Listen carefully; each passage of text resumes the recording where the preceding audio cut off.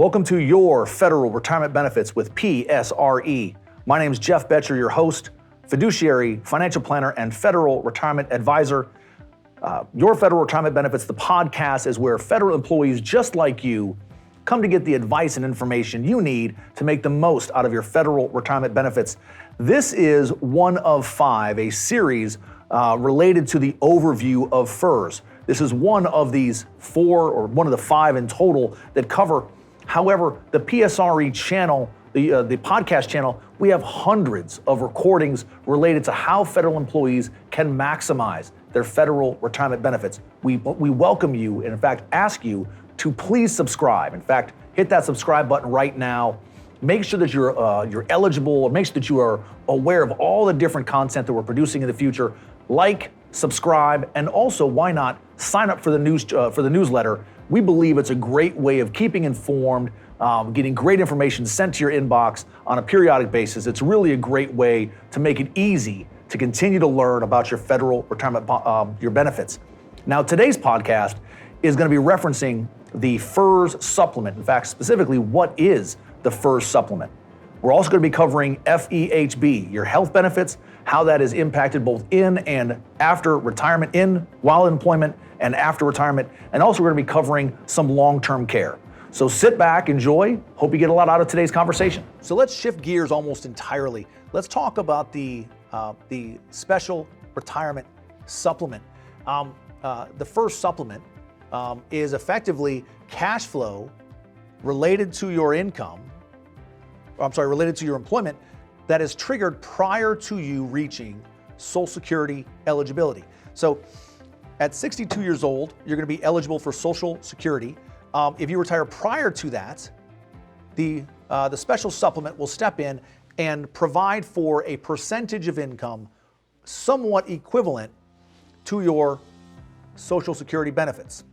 Now, the special supplement was invented, if you will, to bridge the divide or bridge the gap between individuals that became retirement eligible earlier. So, for instance, they reached MRA with full eligibility, or they were able to retire at age 60 because they had the requisite number of years, but they weren't yet eligible for Social Security. So the government provided this special supplement to again bridge that gap. Now, not all FERS employees are eligible. We do have another podcast specifically related to the special supplement. So we'll kind of cover things at a high level view here.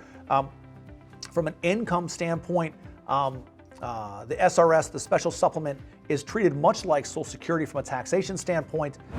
Similarly, if you happen to get a job after leaving federal service, the income that you're going to earn from that job is going to impact, or will very likely impact, how your SRS is paid out or how much you're able to earn there. So be mindful of that. Your SRS will be paid. If you get another job, your SRS likely will be reduced.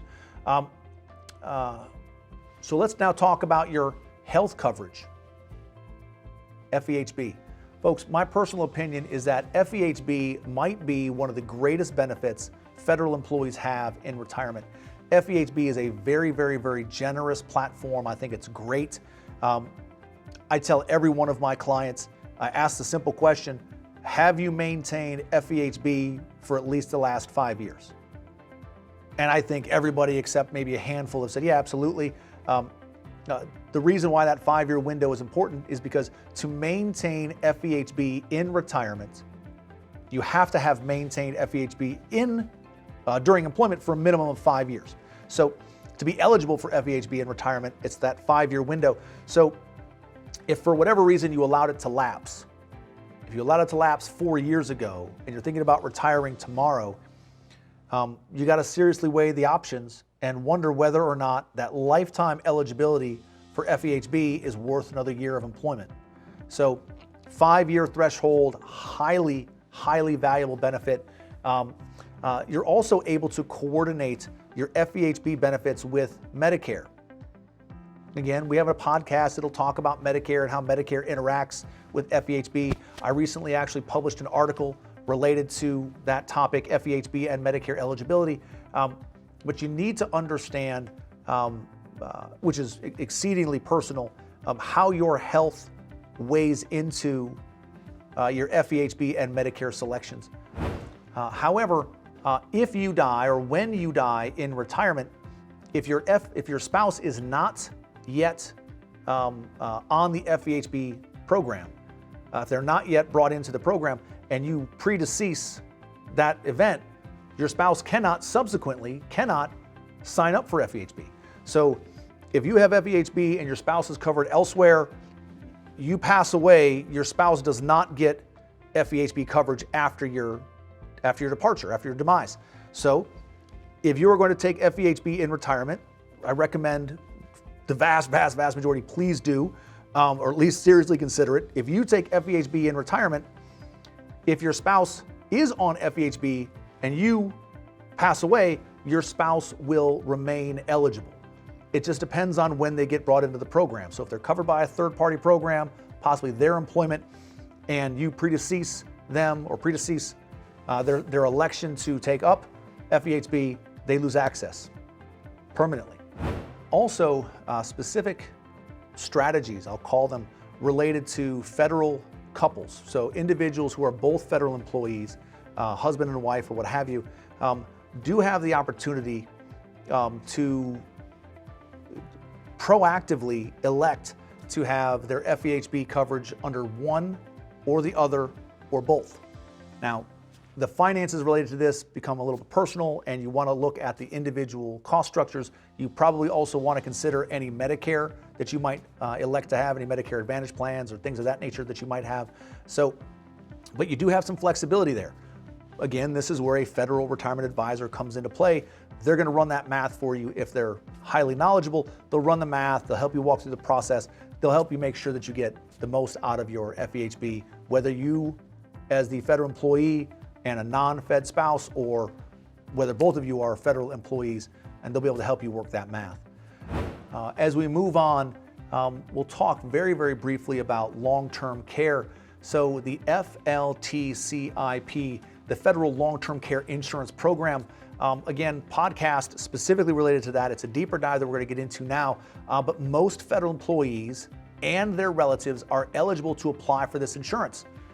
You got to look at your savings, you got to look at your consumption, you've got to look at your health and family history. Long-term care, I don't know the exact percentages, but the vast majority of couples, one of those individuals is going to have a long-term care reality. You're probably going to need some care in the future. So the vast majority, I believe the number is in excess of 80% of individuals age 60 and older. 80% of those humans are going to be in some manner or another cared for by another person as they age.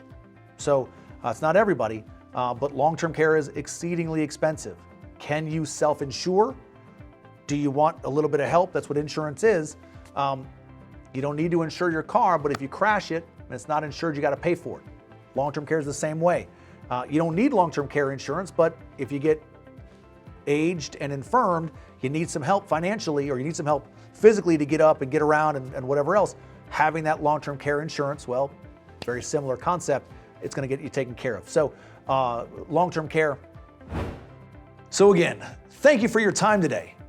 If you've liked what you've heard, please head over to psreducators.com and remember to like on any and all of your favorite podcast services.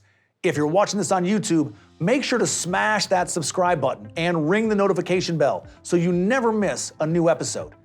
We highly appreciate your help in growing our channels. Thank you again for joining in. I, again, your host, Jeff Betcher, wish you the opportunity to be confident in your federal retirement. Contact PSRE today for any questions. Have a great day.